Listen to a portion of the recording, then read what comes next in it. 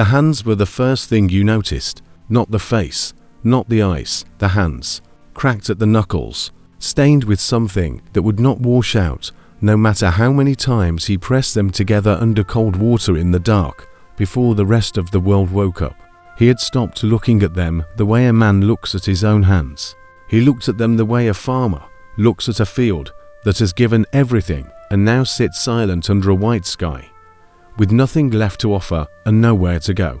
His name was James, and the trial had already begun before he understood it was a trial.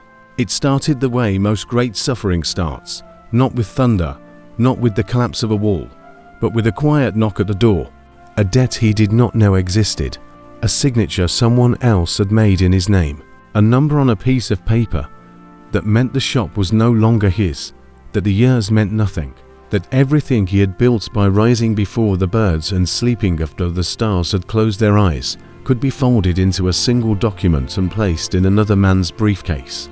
He stood in the doorway of his empty shop for a long time that evening. The shelves still smelled of cardamom and old wood. The light came through the window at the angle it always did, late, golden, patient, and he said nothing. He simply closed the door behind him. His wife, Mariam, saw it in the way he sat at dinner that night. He ate without tasting. He answered the children without hearing them. She did not ask. She had learned, across many years of marriage, that some things inside a man must find their own way to the surface, like water working through stone, slowly, without force, in its own time. But what she did not know, what no one knew, was that the loss of the shop was only the first stone falling.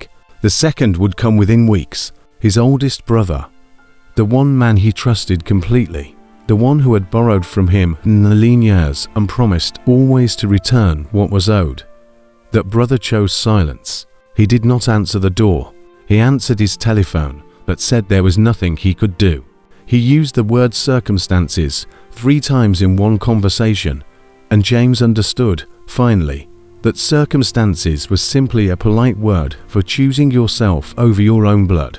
He walked home that evening along the road that ran beside the dry riverbed. It had not held water in 4 years. Children played in it anyway, throwing stones, chasing each other, because children do not mourn what they never knew.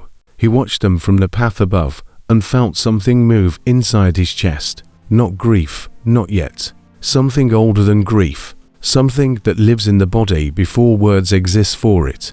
He began looking for work the next morning.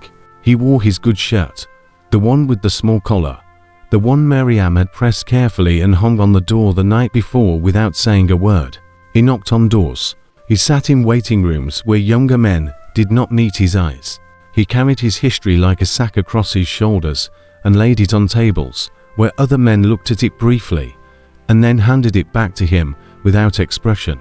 Day after day, week after week, the good shirt grew familiar with rejection. By the 4th week, it had lost its stiffness entirely and hung soft and knowing around his frame, like something that had given up pretending. The children noticed before he meant for them to. The youngest, a girl of 7 named Fatima, stopped asking for the biscuits she used to eat after school. She simply stopped asking. One evening he found her sitting beside the older boy, helping him study. Both of them bent over the same book under the single lamp they kept burning in the front room. She looked up at him when he entered and smiled. The way children smile when they are trying to protect you from knowing that they know. That smile broke something open in him that had been holding its shape for months. He went to the roof that night. He stood in the dark above the sleeping neighborhood, and he looked at the sky, and he said the old words, not loudly, not dramatically, but in the voice a man uses when he is entirely alone and speaking to something that does not require performance. He said them slowly. He let each word settle like a stone into deep water.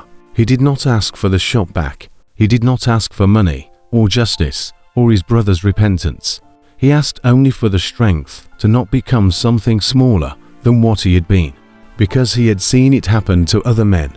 He had watched hardship sculpt a man's face into something hard and closed. He had seen generosity dry up inside people the way rivers dry up, slowly, gradually, and then completely. until even the memory of water seems impossible. He did not want to become dry. Months passed. He found small work, loading deliveries at the edge of the market before sunrise, repairing what he could repair with the tools he still owned. Mary-Ann began selling her embroidery, quietly, without telling him at first, until the day he found the thread and the stretched cloth on the table and understood. He did not feel shame, exactly. He felt something more complicated than shame. He felt the particular weight of being cared for by the person you intended to care for. He sat with that feeling for several days. Then one evening he picked up the thread himself and asked her to teach him the stitch. She laughed, a small laugh, surprised out of her. And that laugh was the warmest thing in the house all winter. There was a neighbor, an old man named Hamid, who had lost his wife years earlier and lived alone in the house at the end of the lane. He had a dog, a thin yellow animal with patient eyes, that sat beside him every morning on the step. When James began passing early for work, Hamid would raise one hand in greeting, wordless, certain. He never asked how things were. He simply raised his hand, the way one lamp nods to another across a dark room. James began to look forward to that hand. Some mornings, it was the first human acknowledgement of his existence, and he carried it with him through the hours of labor, the way a traveler carries water, carefully, sparingly, grateful for it. Winter came harder that year than people expected. The cold sat in the walls of the house, inside the plaster and the brick, and radiated back at night, so that Fatima woke coughing. James spent 3 nights wrapping every gap in the windows with whatever cloth could be found. He worked in the dark by touch alone, his cracked hands pressing and smoothing. He thought of his father as he worked, a man who had also known lean winters, who had also pressed his hands against walls, who had died with a quietness that James had misunderstood for years as weakness, but now recognized as something entirely different. His father had not been broken by difficulty. He had been refined by it. The way metal is refined, not gently, not pleasantly, but by heat and pressure and time, until what remains is only what was always true about it. Spring arrived without announcement, the way truth arrives, not in a moment of ceremony, but in the gradual undeniable appearance of light in places that had been dark. The work became steadier, not easy, not restored, but steadier. A man at the market had watched James work for months with something close to attention, the way people watch others who do not complain, because quiet entrance is rarer than most people realize and therefore draws the eye. He offered him something modest, management of a small storage operation. Nothing grand, nothing close to what had been lost, but solid, real, something to stand on. On the evening he came home with the news. He sat at the table before calling anyone. He sat alone in the kitchen and looked at the walls and the window and the small lamp and the folded cloth on the chair. He had a strange feeling, not triumph, not vindication, but a kind of quiet recognition, as though life had simply nodded at him across a long distance and said, "I see that you stayed." He called the children in. He did not make a speech. He said only that things would be easier soon. Fatima put both arms around his neck from behind and pressed her face into his shoulder, the way she had when she was very small. And he sat very still and let her. What happened to the brother? People sometimes ask later. The answer was ordinary. The brother found his own difficulty. Eventually, the way all people do. When it arrived, he did not come to James immediately. He waited a long time, perhaps out of pride, perhaps out of shame. Those two things live so close together in the human chest that it is hard to tell them apart. When he finally came, he sat in James's house and could not meet his eyes, and the silence between them was wide and complicated and held many years inside it. James gave him tea. He did not offer a speech or a sermon or a carefully constructed sentence about what had been done and what had been lost. He gave him tea and asked about his children, and the brother understood, not because forgiveness was easy or clean, but because mercy that arrives without announcement is the only kind that carries real weight, the kind that asks nothing in return, the kind that knows what the other person has already paid simply by sitting in that chair, Old Hamid died that autumn. The yellow dog sat on the step alone for 3 days before it was understood that there was no one left to call. James took the dog in. Fatima named it something he could not pronounce correctly, which made her laugh every time he tried. The dog slept near the door, patient and still, as though it had always lived there, as though all its wandering had simply been the long way around to this particular house.